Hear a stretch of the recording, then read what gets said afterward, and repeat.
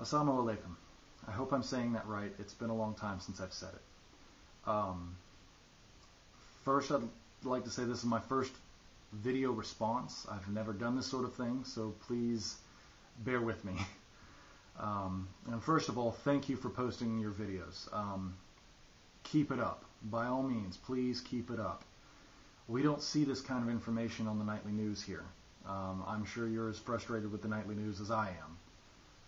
They'll say only what is necessary to keep people upset, angry, or in other ways glued to the television. Personal story, I had a close friend of mine who was visiting the Republic of Georgia a couple years ago. You may remember when the Russian Federation invaded the Republic of Georgia while she was there. Close friend of mine, we panicked.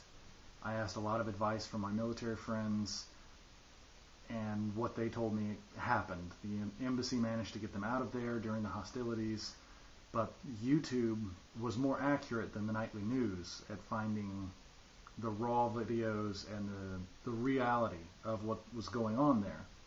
And the same is going on now. As I'm interested greatly in what's happening in Egypt, I'm looking more at YouTube than I am CNN for raw videos for what's really going on. So please keep updating us, because there are a lot of us watching your page to see what an honest person who is from there, who has family there, has to say about it.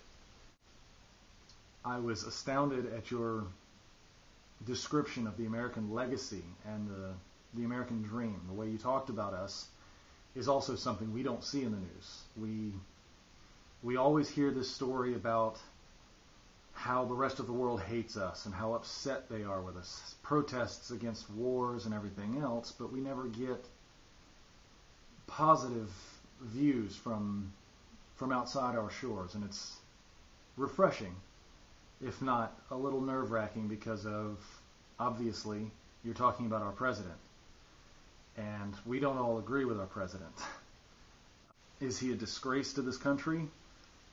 Better than half of us, I believe, agree, yes, he is. Talking about how ignorant this president, the last president, and so many presidents past have been, you couldn't be more correct. And the quote I gave in my comment, I was quoting from our Declaration of Independence, that people are more apt to suffer so long as evils are sufferable than to alter the means by which they're accustomed. It's more difficult to stand up and change the system than it is just to take little bits at a time. And it's in this country, it's been our failing to uphold the Constitution to these politicians, and so we've allowed corruption to take over our system in a lot of ways. To some degree, as a people, we're responsible for that. And I'll touch on that again here in a minute. Does he have the first clue what's going on in Egypt and what he should do about it? No, I don't believe he does. He's ignorant, but he's not a stupid man. He's very intelligent, just playing for the wrong team, if you will. You'll see that there's a large division in this country right now between people who believe in the way the system is supposed to be and people who believe in socialism. And you'll hear socialism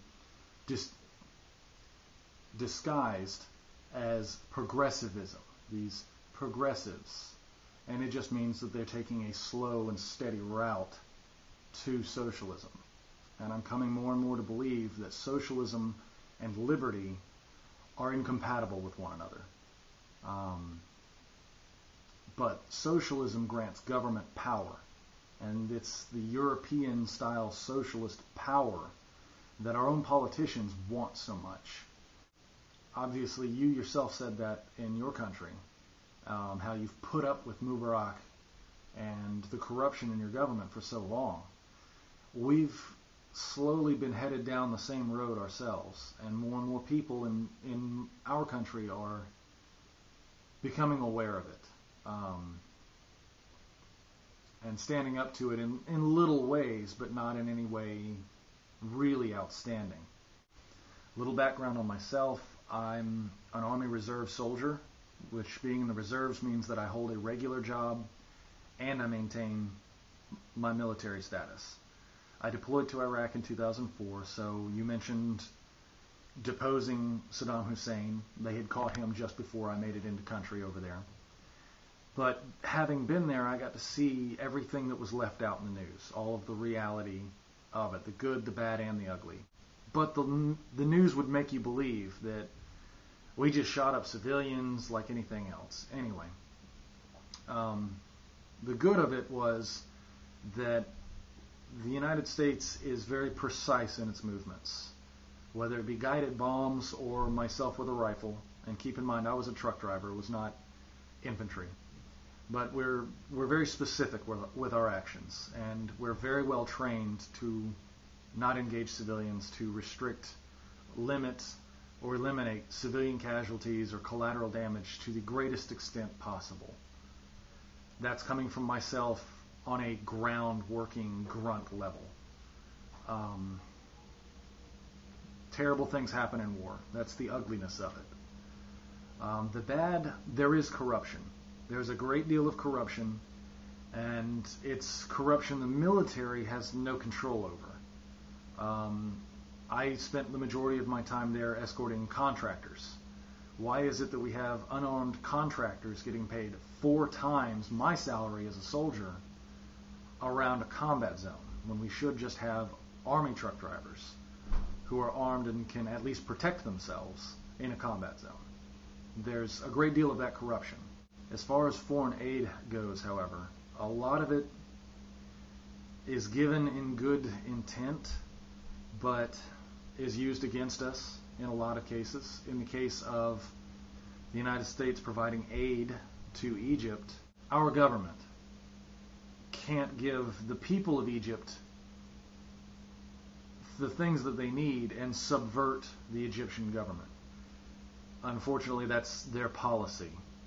Their policy state they have to help the government in hopes that the government will help the people. It doesn't work that way, unfortunately. And again, a lot of it with the corruption, they know the money's not going anywhere, not to be useful. We don't like it on the citizen side, because I live a double life. As a citizen, very few of us like so much of the foreign aid we give out, because we know it doesn't go to where it should go so often. As far as what our president and our government does, they get away with what we allow them to get away with. Eventually, if the public will is strong enough, they listen, because they want to keep their power, and we can't elect them out. Eventually, we're trying. So eventually they do generally what the people want, but they will get away with everything they can. If you want to see a picture of the coming reforms, I don't think that reform is a strong enough word for what's coming, but the Tea Party, and T is an acronym for taxed enough already. There's a lot of negative press out there because of, again, the socialist left doesn't like us. But the Tea Party is intended as a center, not a rightist, but a center movement towards anti-corruption. It's a big deal. So they've got big things coming in this country as well. Hopefully it goes over more peacefully than what's going on in Egypt. But I can assure you that most Americans are concerned for what happens in Egypt, and we hope that the people of Egypt prevail. Overall, I want to say that I absolutely agree with everything you said. Our president is less popular than the media would lead everybody to believe. He doesn't necessarily speak for, well, about half of our country. But in general, the American people know better.